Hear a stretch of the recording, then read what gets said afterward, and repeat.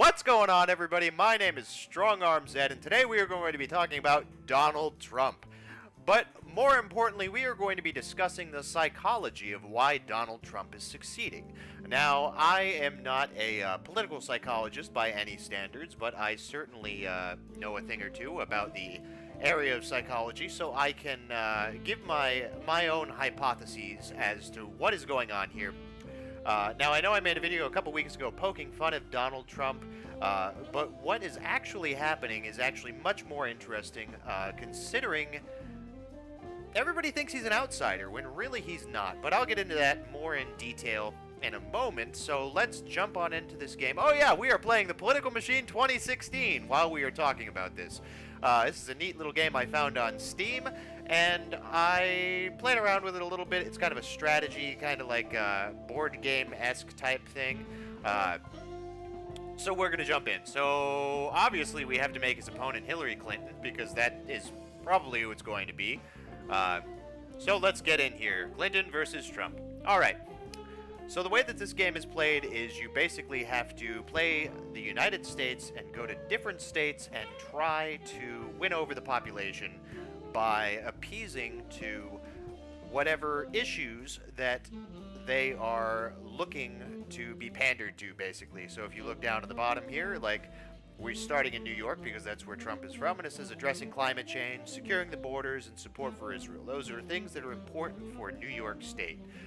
Now, the reason I open up like that is because it's also very important to establish this pandering idea. Not so much pandering, but more so just appeasing to what people are looking for. So let's go to a very important part of all this argument. Over 20 years ago, somebody by the name of Dr. Jonathan Haidt came up with the social intuition model, which basically describes how, rather than having and formulating this logical argument about something, people have this natural intuition towards an argument or a topic. So, say, as we're looking at New York State, addressing climate change, people will make a rational, logical argument, but Haidt says that that is only the result of the initial intuition. So somebody looking at climate change will have an initial gut reaction of, oh, that's good, or oh, that's bad, or oh, we need to protect the ozone, or oh, that it's not real, or whatever the case may be. And that intuition is what comes first. And then, as a result of that intuition, people will make logical arguments and analyze it mentally after the fact. But that intuition comes first, which that's important to note because he also says that in order to change somebody else's intuition, it's not going to take these logical, formulated arguments. Prior psychologists said that in order to affect somebody else's judgment, intuition wasn't considered important prior to that. Intuition wasn't even a factor. So in order to change somebody else's judgment and therefore beliefs on something, you would have to give a formulated logical argument. Now, Jonathan Haidt said, no, that's not how it works. You have to change their intuition about something, which oftentimes is done through emotion rather than logical arguments, which goes into one of his later theories, which I think is very, very important and crucial to what's happening here, which is the moral foundations theory. So what Jonathan Haidt basically came up with, the original model, it's changed a little bit over the years by adding a few more categories, but the original model contained 5 different categories, which people had a inclination towards, or a strong moral belief towards, and it's harm, fairness, loyalty, authority, and sanctity. Sanctity being like religious beliefs and degradation and basically things that have to be clean. Cleanliness could be considered a part of that. So what his studies found is that liberals are more likely to have a much stronger reaction to issues such as harm and fairness, which makes sense considering if you look at how the political spectrum goes, some very strong liberal platforms are welfare reform, income equality, which all tap into fairness, harm, issues about poverty, all very strong liberal platforms compared to a conservative, where a conservative is much more inclined to have a reaction to all of the categories, but in particular having a reaction to loyalty, authority, and sanctity, much more so than a liberal. A conservative will also have a reaction to harm and fairness, but the other three might outweigh those two in some ways. So what you end up having is you have a situation where a liberal might not recognize something as being a moral value because they don't see it as a moral value. But that's kind of going off topic.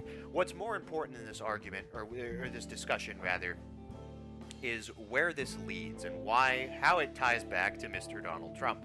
So, speaking of Trump, we should start actually playing the game instead of just rambling, which this video could just end up with this as a backdrop and me rambling, but that's fine.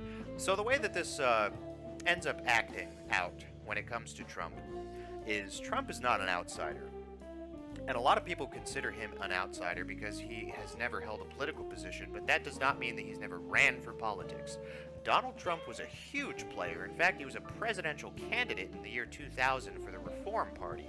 A lot of people might not remember the Reform Party because it really didn't do much, but it's important to note because they did have a major impact in how third parties were looked at and how the populist centrist message developed.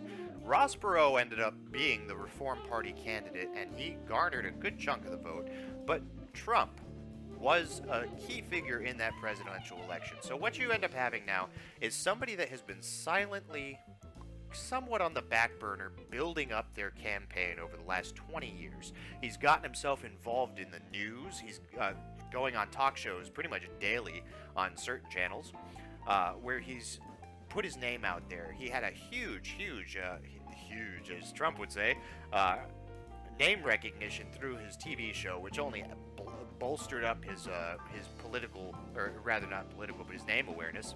Trump has been working every angle that he possibly can. If you look at the things that he stood for when he was running for the Reform Party, they are not at all what he claims to be standing for now. He took actually many liberal stances on a lot of issues, such as abortion, gun control. He was a big proponent for assault weapons bans, for example, and I only react so strongly to that one because he just spoke at the NRA convention a couple of days ago, about a week ago now, and got their endorsement, which blows my mind when you look at the stuff that he said less than 20 years ago regarding firearms. And it just goes to show how the political wish-washiness is in Washington, but that's another story. But going back to Donald Trump has been perfecting his argument because he knew that he would not be able to appease to the liberal base because he is a multi-billionaire who represents big government, big taxes, big money, big everything, which, if you look at the movement behind Bernie Sanders, which could be another video if somebody wants to hear about that, is the complete opposite. So he knew that he would not be able to run on the Democratic platform, even though it appeared for many, many years that was actually the kind of political beliefs, or leanings, I should say, that he held. So, pandering. Donald Trump has perfected how to talk about issues without actually talking about them. He'll try to take a stance on an issue without setting anything in stone. So he'll be able to jump back and forth between these issues and make it sound really good to whoever he is trying to appease at any given time. Now, what makes this even more interesting is that there is another gentleman, John Dividio, formulated something called the Common In-Group Identity Model. And basically what it says, in a nutshell, without going into the details as I did with Jonathan Haidt's work, is that if you can relate to somebody or something and see them as one of your own, you're much more likely to not only favor them, but to believe them, to want to see them succeed, all the good things that you would think about somebody that is one of your own. Now, Donald Trump has been saying all of the right things in order to accomplish exactly this when it comes to riling up the conservative base and especially the evangelical base, despite the things that he said 20 years ago, which completely contradict these. And you don't even have to look 20 years back. If you even look 5 years ago, there's things on records that completely contradict the things that he says today. In fact, the things that he says sometimes even today might not be the same thing he says next week. Now, he is doing, and the thing is, the base, or the people that are voting for him, completely overlook this, which goes to this whole common in-group identity model where they still see him as one of their own, so they're willing to overlook these things. And granted, there are those that acknowledge that he said these things and they just don't care, but we're specifically talking about the people who are trying to defend him at every cost, because that's a much more interesting phenomenon.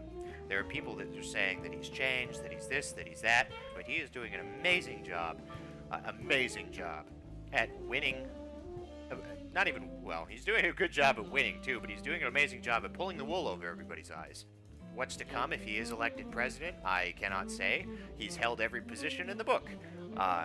But if these theories are true, I would think that you're going to see a president that has some very liberal leanings, and you're going to see a very uptight conservative base in the Republican Party. But at the same time, you're going to see his diehard supporters defending every action that he takes because they still see him as one of their own. It would take a very aversive, very strong situation for them to turn on him. I would not be surprised, because they so deeply see Donald Trump as representing them, that they would even defend things that they would otherwise completely condemn. In fact, you've seen it already this political election cycle, where you have Donald Trump facing essentially fraud charges for the Trump College and going to court for it, and people would bash any other politician, especially Miss Clinton here, for having even the slightest rumor of a legal issue.